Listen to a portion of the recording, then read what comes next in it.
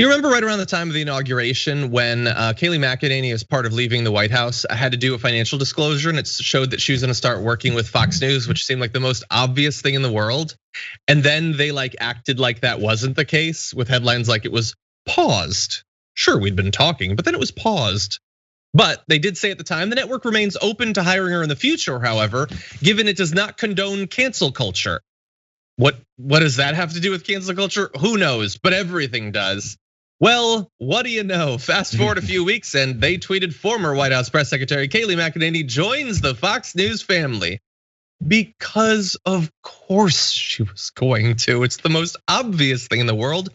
JR, why do the little song and dance and pretend like you're not gonna pay her to lie for you in the same way that she was doing basically for free while she was being paid for Trump? It's the same lies.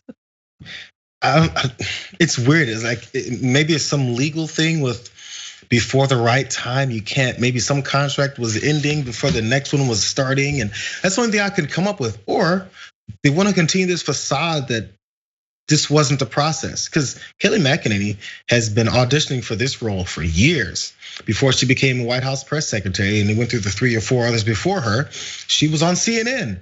Auditioning for the position of White House press secretary. When she got the attention of Donald Trump on Twitter and he goes, look at this insane person on CNN arguing my point of view and getting embarrassed every time she does, because she did, getting embarrassed every time she does. I love it, because the previous administration had no connection to principle, which most of the Republican Party is on right now.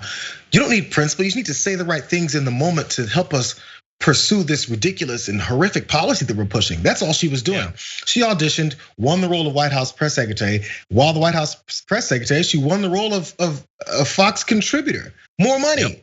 That's all it is. You notice how many Republican politicians are kind of eking over into Fox to become hosts and analysts and all that stuff. It happens on CNN, it happens on MSNBC. Politicians do that. So they want to make sure they're in the right position to not be too toxic for the audience that they want to go and become an analyst for. This is a career move. Zero principle goes into this. It just goes to saying the right things long enough to get the job. None of this has, so I'm sorry, last thing. So while Americans are fighting about policy and agenda and which way the administration is gonna go to help their lives, these folks are on the side using that same discussion, serious discussion, to get a job to continue to lie for the other side because it's worthwhile for their livelihood. That's all this is, and it's disgusting, man. One side is serious, and the other side is just trying to get a job. Yeah, there's no she'll go like today. I'm sure she'll be talking about how Dr. Seuss was canceled. Like she'll say whatever you want her to say as long as she gets a paycheck, like whatever. And from Fox's point of view, she's associated with Trump. We need to desperately reassure our viewers that we still have Trump's back. So we'll bring on this known liar, because what's the difference? Like, I don't know. And honestly, I know some right wingers might be like, ha ha, you libs didn't want her to get on Fox and now she is, so suck it, libs. No, this is actually, I think, the best possible outcome because there were only 3, maybe 4 outcomes. One outcome was she would have gone for OAN or Newsmax, but they wouldn't pay her enough. So I never considered that seriously. The only other 2 outcomes were her being hired by CNN or MSNBC. And given the choice between those and Fox, I'd rather her lie to Republicans than lying to centrists who watch those networks. So I'm perfectly fine with this. And honestly, at this point, it's not like anyone's tuning into Fox News thinking they're getting the truth.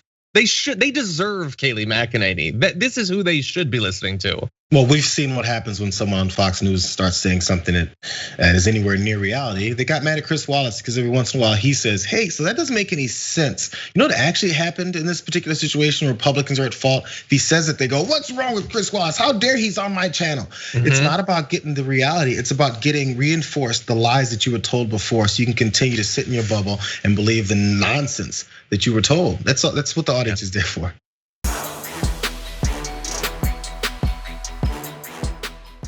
Check out the Damage Report podcast each day, wherever you get your podcasts, whether Pocket Casts or Stitcher or iTunes.